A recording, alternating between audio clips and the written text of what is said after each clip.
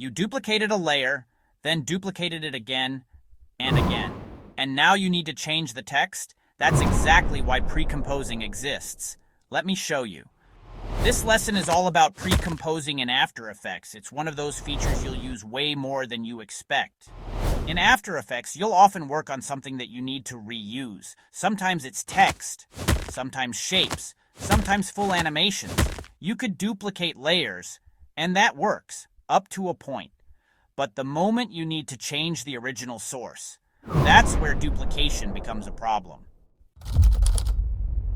If this text is only used once, duplicating it is fine. You can scale it, rotate it, change colors, no issue.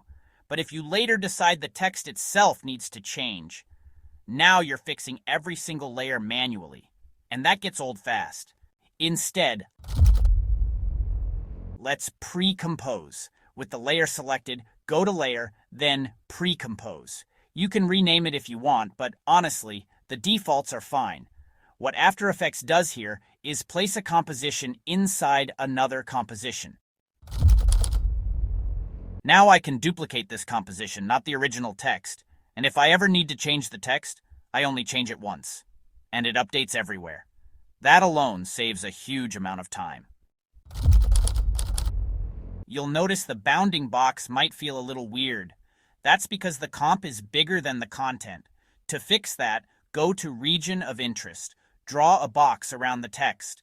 Then go to Composition and crop comp to Region of Interest. Now the bounding box fits the text perfectly. You can repeat the process for an even tighter crop. And now this pre-comp behaves exactly how you expect. If you scale this up and it starts looking soft, just turn on Collapse Transformations. Because text is vector-based, After Effects can scale it almost infinitely. With this switch on, it stays like razor sharp. You can reuse this pre-comp in completely different compositions. If you need a different color, just add a fill effect. It fills all opaque pixels with whatever color you want. Same text, different looks, zero duplication pain. This is how templates are built. One asset, used over and over. Stack it, reposition it, add effects, and if the source changes, everything updates automatically. That's a quick but powerful look at precomposing. In the next lesson, we're diving into layer properties. I'll see you there.